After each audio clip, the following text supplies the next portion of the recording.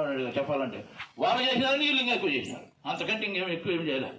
మరి ఈ విధంగా మనకు జరుగుతున్న దాన్ని గుర్తే పెట్టుకోలేకుండా మనం రాలేకపోవడం అనేది జరుగుతుంది. ఇది చాలా బాధాకరమైంది. ఇంకా స్థానిక సమస్యలు చెప్పాం, విద్యా ఉద్యోగాల నష్టం అనేది మీకు వివరించి చెప్పాం.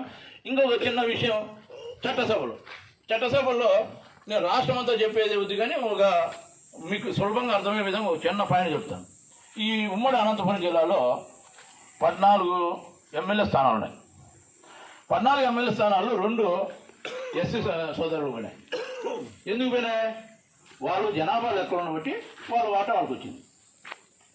మరి బీసీలు కూడా జనాభా లెక్కల్లో ఉంటే ఈ 14లో 8 రావాలా? 8 రావాలా? మరి 8లో 1 ఉందా? లేదు.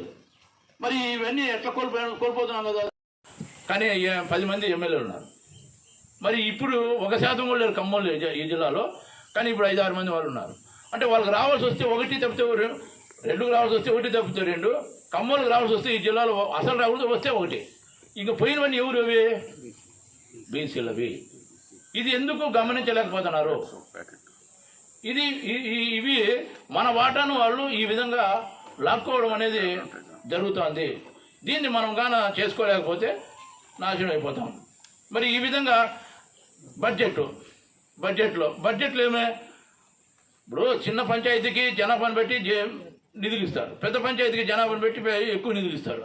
దాన్ని బట్టి మన జనాభా లెక్క ఉంటే బడ్జెట్లో మనకు మన జనాభా తగ్గట్టుగా నిధులు వచ్చాడు కదా. ఇంక ఈ విధంగా కూడా మనం అన్యాయం అయినట్టు కదా. మరి ఇంతకంటే ఇంకేం కావాలా? నామినేటెడ్ పదవులు.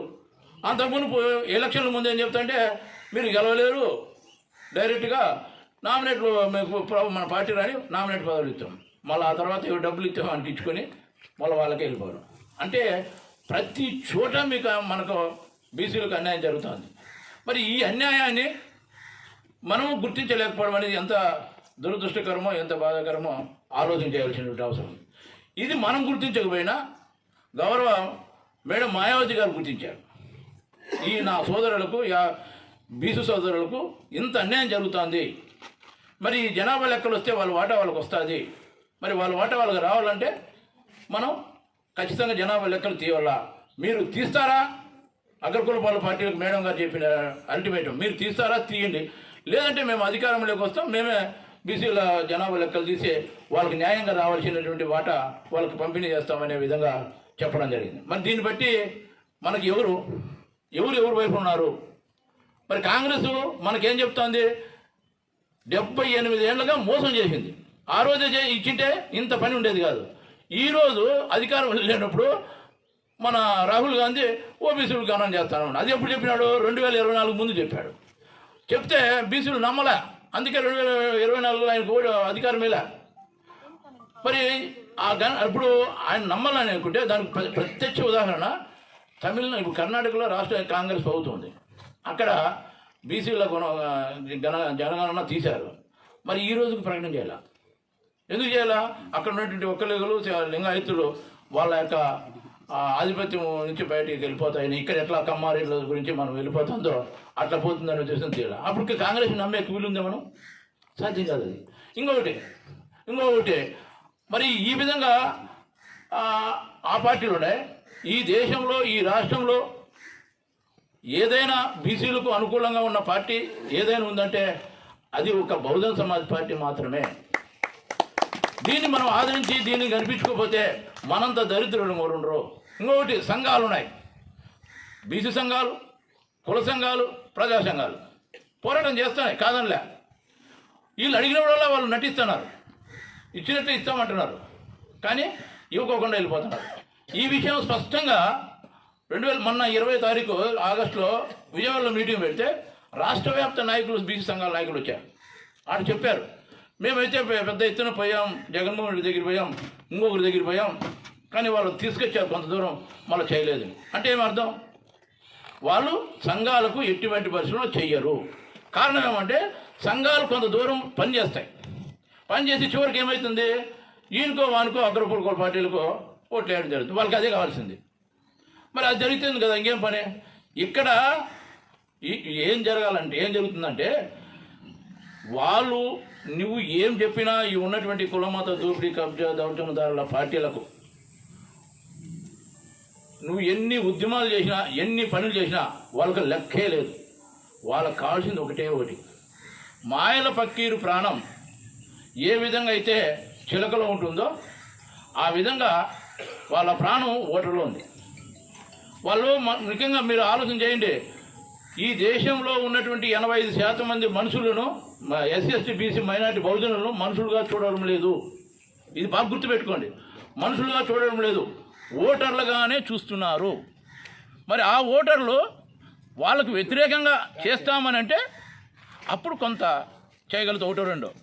ఇప్పుడు ఏమైందంటే ఎప్పుడైతే మేడం గారు ప్రకటించినారో ఇది ఇంక ఉత్తరప్రదేశ్ పెద్ద రాష్ట్రంలో మాకు కొంత దెబ్బతీస్తుందనో లేకపోతే ఇప్పటికే కొంత వెళ్ళిపోయిందనో మరి ఏ కారణమో మొత్తానికైతే ఒక చిన్న మెట్టు దిగినట్టుగా మాకు అనిపించింది. ఎందుకంటే ఈ నెల 3వ తారీఖున ఒక పేపర్లో ఆంధ్రజ్యోతిలో ఒకటి వచ్చింది, కులగణనకు ఓకే అని చెప్పిననే ఆర్ఎస్ఎస్ అని. అంటే ఆర్ఎస్ఎస్ బీజేపీ వాళ్ళ ఆత్మ, బీజేపీకి ఆత్మ లాంటిది ఆర్ఎస్ఎస్. వాళ్ళు చెప్పినంటే కొంత ఇదైంది. ఇప్పుడు వాళ్ళు ఏమంటున్నారంటే మేము ఓకే, కానీ దీన్ని ఈ కులాల గణను ఈ డేటా వివరాలను రాజకీయాలకు ఇంకో దానికి ఉపయోగించకూడదు, కులాల అభివృద్ధికి సంక్షేమానికి హితానికి చేయాలా అంటే మళ్ళీ ఇక్కడ సూక్తులు చెప్తారు. అంటే ఇక్కడ ఒకటి బాగా ఆలోచన చేయాల్సింది, ఇది ఎట్లా వచ్చింది అంటే గౌరవ మేడం మాయావతి గారు బీసీలకు మేము లెక్కలు తీస్తామని చెప్పిన ఎప్పుడు చెప్పినారో అప్పుడు వాళ్ళు ఈ విధంగా చేయడానికి ముందుకు వచ్చారు. అంటే దీన్ని బట్టి అర్థమేమే, ఆర్ఎస్ఎస్ అనేది ఎప్పుడైతే వచ్చిందో ఆ దాన్ని ఇప్పుడు మనం వాళ్ళు చెప్పినారు కదా అని మనం సైలెంట్ అయిపోయినాం అనుకోండి, మోడీ గారు మన రాష్ట్రానికి వచ్చి ప్రత్యేక హోదా ఇచ్చిన ఎన్నికలకు ముందు విదేశాల్లో ఉన్నటువంటి బ్యాంకుల్లో ఉన్నటువంటి కోట్లు తీసుకొచ్చి ఒక కుటుంబానికి 10 లక్షలు ఇచ్చిన అంటే ఇది అన్నిటికంటే చాలా గొప్పది, చాలా విషయం ఏంది, చిన్నదా మీరు అనుకుంటున్నారేమో.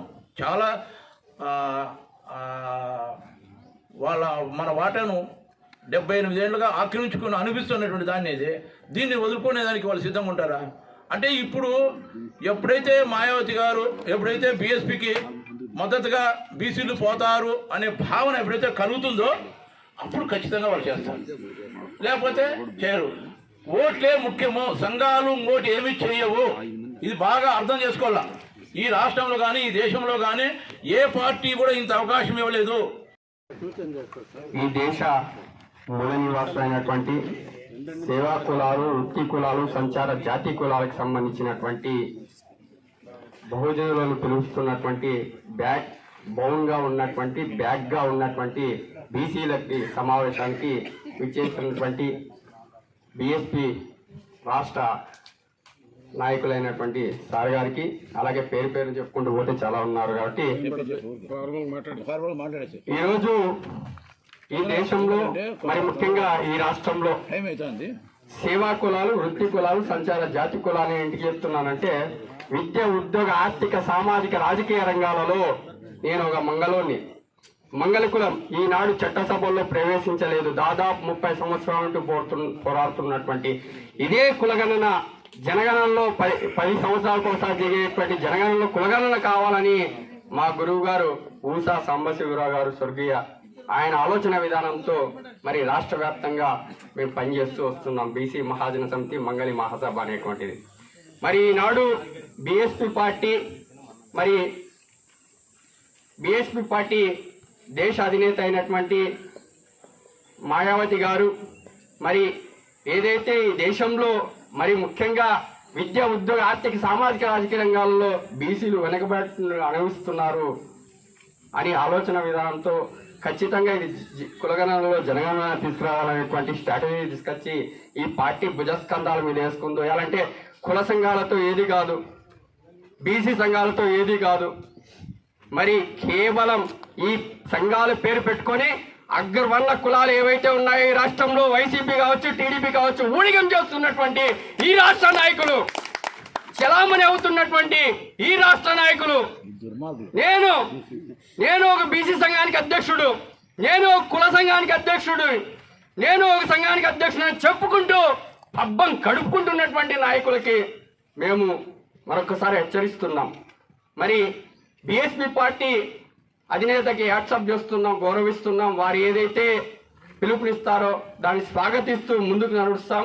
అలాగే మరొక్కసారి చెప్తున్నాం, ఈ రాష్ట్రంలో మా మీద, బీసీల మీద, మంగళ మీద కావచ్చు, చాకల మీద కావచ్చు, ఒడ్డెరు కావచ్చు, కుమ్మరి కావచ్చు, బోయ కావచ్చు, డొక్కలు కావచ్చు, యానాది కావచ్చు, అనేకమైనటువంటి 129 కులాలు ఉన్నటువంటి ఈ రాష్ట్రంలో విద్య, ఉద్యోగ, ఆర్థిక, సామాజిక, రాజకీయ రంగాలలో ఇంతవరకు అసలు అసెంబ్లీలోనే ప్రవేశించలేదంటే ఇంత దౌర్భాగ్య పరిస్థితుల్లో మనం బ్రతుకుతున్నాము. కుక్కలకి సార్ చెప్పారు ఇంతకుముందు, ఎద్దులకి, జీవాలకి, పక్షులకు కూడా, చెట్లకు కూడా, పందులకు కూడా లెక్కలున్నాయి. బీసీలుగా బతుకుతున్నటువంటి ఈ దేశ మూల నివాసులైనటువంటి ఉత్పత్తి, సంపన్న ఉత్పత్తి మనం రెడీ చేసేటువంటి ప్రతి ఒక్క ఇప్పుడు అగ్రవర్ణ కులాల చేతుల్లో ఫస్ట్ మనం ఒకసారి గమనిస్తే పారిశ్రామికంగా సార్ చెప్పారు ఎవరి చేతుల్లో ఉన్నాయి, పారిశ్రామిక అభివృద్ధి ఎవరి చేతిలో ఉంది. మరి అభివృద్ధి చేస్తున్నటువంటి మనము, ఊడిగం చేస్తున్నటువంటిది మనము, పెట్టుబడిదారులు వారు. మరి ఇదంతా గమనించలేకపోతున్నాం. మరీ ముఖ్యంగా మన వారి మీద హత్యలు, అత్యాచారాలు, దోపిడీలు, దౌర్జన్యాలు. మరి ఈ మధ్యకాలంలో మనం గతంలో ఒకసారి గమనిస్తే శ్రీనివాసులు అని నా రజక సోదరుడు రాజమండ్రిలో అనుకుంటా సారు అంబావతి గోవింద్ గారు మేము పోయాం. బీసీ మీటింగ్ పెట్టాలని ఆలోచన విధానంతో పెడితే అడ్డంగా నరికినటువంటి సమాజం ఈ సమాజం. మరి ఈ టీడీపీ పార్టీకి, ఈ వైసీపీ పార్టీకి, ఈ బీజేపీ పార్టీకి, ఈ కాంగ్రెస్ పార్టీకి ఊడిగమ్మ చేద్దామా, ఓట్లు వేద్దామా? బాబాసాహెబ్ అంబేద్కర్ గారు మహోత్తరమైనటువంటి ఓటు హక్కు ఇస్తే అమ్ముకున్నటువంటి పరిస్థితులు దాపరిస్తున్నాయి. మరి నేను కూడా మినహా కాదు దీంట్లో. మరి అందరము కూడా గ్రహించాల్సినటువంటి అవసరం ఉంది. అందరూ కూడా గ్రామీణ స్థాయి నుండి మండల స్థాయి నుండి నియోజకవర్గ స్థాయి నుండి జిల్లా స్థాయి నుండి రాష్ట్ర స్థాయి, దేశ స్థాయిలో బీసీల జనగణనలో కులగణన జరగాలనేటువంటి పోరాటము చేయాల్సినటువంటి అవసరం ఎంతైనా ఉందని ఈ సందర్భంగా తెలియజేసుకుంటూ మరొకసారి కేవలం సంఘాలు పెట్టుకొని పబ్బం గడుపుతున్నటువంటి నాయకులారా ఖబర్దార్ అని హెచ్చరిస్తూ అందరూ మమేకయ్యేద్దాం, అందరం పోరాడదాం, కలిసికట్టుగా బీసీ కులగణన చేయించుకుందామని సందర్భంగా తెలియజేసుకుంటూ మరొకసారి జై భీములు, జై బాబాసాహెబ్ అంబేద్కర్, జై మాన్య కాశీరాం. దాదాపుగా బీసీలు 50% కంటే ఎక్కువ ఉండాలని చెప్పేసి ఊరికే కాకి లెక్కలు రాస్తున్నటువంటి ఈ పాలక ప్రభుత్వాలు 94 సంవత్సరాలుగా మనల్ని మసిపూసి మారేడుకాయ చేస్తున్నటువంటి వాస్తవాన్ని గ్రహించలేనటువంటి పరిస్థితులకి ఈరోజు ఎస్సీలు ఎస్టీల కంటే బీసీలే వెనుకబడి ఉన్నారని చెప్పేసి ప్రతి ఒక్కరూ గమనించవలసిందిగా బీఎస్పీ లీడర్గా మరి ఈ బీసీలకు ఒక్కసారి మీరు అర్థం చేసుకోండి. 94 సంవత్సరాల కాలంలో ఎక్కడ వేసిన గొంగడి అనే చందనంగా ఉంది. ఎందుకంటే 15% ఉన్నటువంటి అగ్రకుల పోల్లో మరి ఒకరోజు ఈడబ్ల్యూఎస్ పేరుతో అగ్రకులాల పేదల పేరుతో ఒకరోజు పార్లమెంటులోను, ఒకరోజు రాజ్యసభలోను, ఒకరోజు రాష్ట్రపతి సంతకం చేపించి 3 రోజుల్లోనే వాళ్ళు 10% రిజర్వేషన్ తీసుకున్నారు. మరి మనం 10% రిజర్వేషన్ వాళ్ళకి ఇస్తే ఈరోజు ఎస్సీ ఎస్టీల కంటే తక్కువ మార్కులు వస్తే వాళ్ళకు అన్ని పోస్టుల్లోనూ వాళ్ళకు ఉద్యోగాలు వస్తున్నాయని చెప్పేసి మన మేధావులంతా చెప్తా ఉన్నారు. అయితే ఈ రాష్ట్రాన్ని కానీ ఈ దేశాన్ని కానీ కుల మత దోపిడీ కబ్జాదారుల పార్టీలు పరిపాలన చేస్తా ఉన్నాయి. కాబట్టి వాళ్ళు పెట్టేవాడు మనవాడు ఉంటే కడబంతులైనా పెడతారు కదా అనే చందనంగా వాళ్ళ కులాలకు వాళ్ళు చేసుకుంటా ఉంటారు. ఈరోజు సార్ చెప్పినట్టు ఈ లెక్కల ప్రకారం అయితే రాజకీయంగా ఎంత దోపిడీ చేశారు, మరి ఆర్థికంగా ఎంత దోపిడీ చేశారు. మరి ఈ రోజు 242 కులాలు ఈ రాష్ట్రంలో ఉంటే ఇప్పటికే 200 కులాలు అసెంబ్లీ గేట్ దాటినటువంటి కులాలు ఈ రోజు 220 కులాలు ఉన్నాయని చెప్పేసి ఇక్కడ వచ్చినటువంటి ప్రతి ఒక్కరు గమనించాల. సేవా కులాలు, వృత్తి కులాలు, సంచారి జాతి కులాలు ఈరోజు ఏ విధంగా ఉండారు అని చెప్పేసి ఒకసారి ఈరోజు మనమంతా పెద్ద పెద్ద లీడర్లు ఉండే కండవాలు వేసుకొని పోతున్నా ఈరోజు గ్రామాలలో ఉన్నటువంటి బీసీలకు కానీ ఎస్సీలకు కానీ ఎస్టీలకు కానీ స్వతంత్రం వచ్చి 78 సంవత్సరాలైనా ఆ రెడ్డి ఆయన ఇంట్లో కమ్మాయిన ఇంట్లో ఎక్కిపోతే ధైర్యంగా పోయి కూర్చుండే వాళ్ళు మరి ఎవరో ధైర్యంగా మరి రొమ్ముల మీద చేయొచ్చు చెప్పండి. మరి అంటే స్వతంత్రం వచ్చి మనకు 78 సంవత్సరాలు వచ్చింది. మరి డాక్టర్ బిఆర్ అంబేద్కర్ గారు ఆ రోజుల్లోనే మనకు ఓటు హక్కు కల్పించకపోతే మరి ఈరోజు మన ఇళ్ళ దగ్గరకు వచ్చి వాళ్ళు ఓటు అడిగే అధికారమే మనకు లేకుండా పోయేది. మనం ఓటు వేసే వాళ్ళమే కాదు.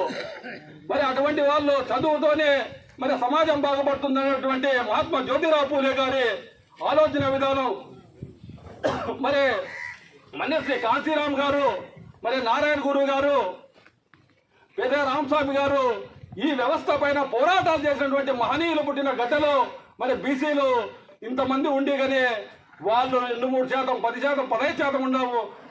మన కేంద్రంలో 6-7 కులాలే పరిపాలన చేస్తే మరి ఈ రాష్ట్రంలో 2 కులాలు 2 కుటుంబాలు 4 పార్టీలు 4 కుటుంబాలు 2 పార్టీలు అనే విధంగా వాళ్ళు 2 కులాలే పరిపాలన చేస్తా ఉన్నాయి. మరి మనమెప్పుడు అనే విధంగా ఆలోచించేసి మన పక్కనోడే నేను వైఎస్ఆర్, నేను టీడీపీ, నేను ఇంకొక ఆయన, నేను కాంగ్రెస్, మీది ఎప్పుడు వస్తుంది అన్నట్లు మరి ఈరోజు మన బీఎస్పీ పార్టీ అధినేత బెంజీ కుమారి మాయావతి గారు ఈ రాష్ట్రంలో ఈ దేశంలో ఉన్నటువంటి బీసీల సమస్యను మరి అట్టడుగు వర్గాలుగా మనమే తీర్చిదిద్దల్లా, వీళ్ళను ఎన్నుంటే మనం నడిపించాలని చెప్పేసి నిర్ణయం తీసుకున్నారు.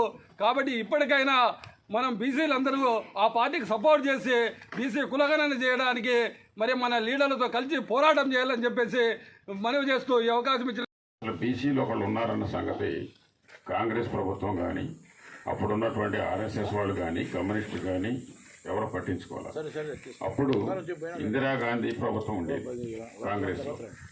ఇందిరాగాంధీ ఏం చేసిందంటే మనల్ని అందరికీ చదువు లేని పరిస్థితుల్లో ఓటు అనేది కూడా దాని విలువ కూడా తెలియని రోజుల్లో ఎస్సీలని బీసీలని ఓటు బ్యాంకులుగా వాడుకొని, అంటే మనుషులుగా కాదు ఓటు బ్యాంకులు, మనం ఒక బ్యాంకులు, ఆ బ్యాంకులు ఏంటంటే ఓట్లు, ఆ ఓట్లు వాళ్ళు రాసుకుని మనం ఏటీఎంలో కనుక డబ్బులు తీసుకున్నట్టుగా ఎలక్షన్ వచ్చినప్పుడల్లా మన ఓట్లు తీసుకునేటోళ్ళు.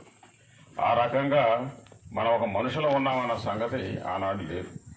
అలాంటి పరిస్థితుల్లో భారతదేశంలో అత్యధిక జనాభా అయినటువంటి బీసీల గురించి మాట్లాడేవాళ్ళు ఎవరూ లేని పరిస్థితుల్లో కాంశీరామ్ గారు మొట్టమొదటిగా ఇచ్చినటువంటి నినాదం బీసీల సమస్య భారతదేశ సమస్య అనే స్లోగన్ తోటే బహుజన్ సమాజ్ పార్టీని పెట్టడం జరిగింది. సో దీనికి ఒక చరిత్ర ఉంది. ఆ చరిత్ర ఏంటంటే